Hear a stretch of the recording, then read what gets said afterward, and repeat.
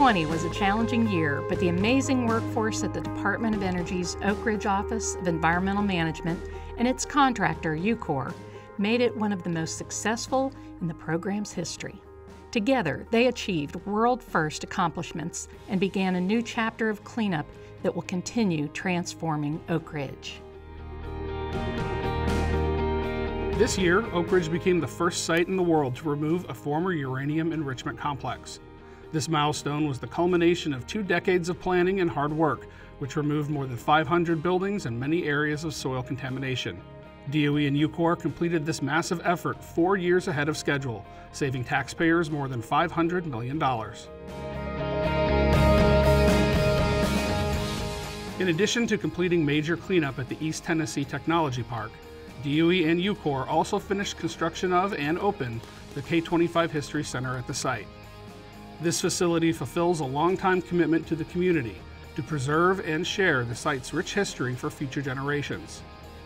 DOE gathered nearly 1,000 oral histories from Manhattan Project and Cold War-era employees, which were used to develop the exhibits and galleries.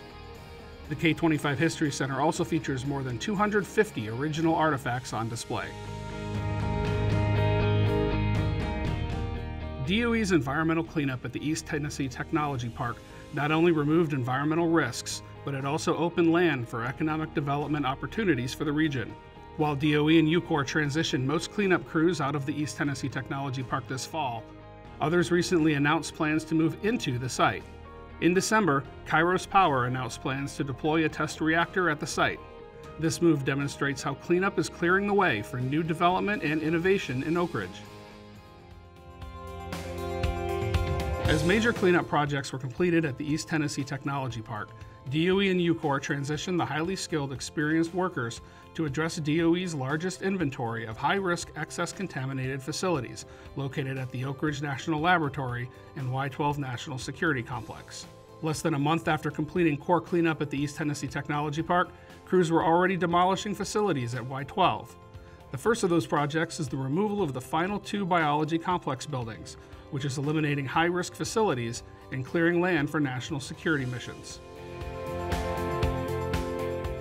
DOE and UCOR also initiated numerous deactivation and pre-demolition projects that will advance cleanup at ORNL and Y-12 in the years ahead.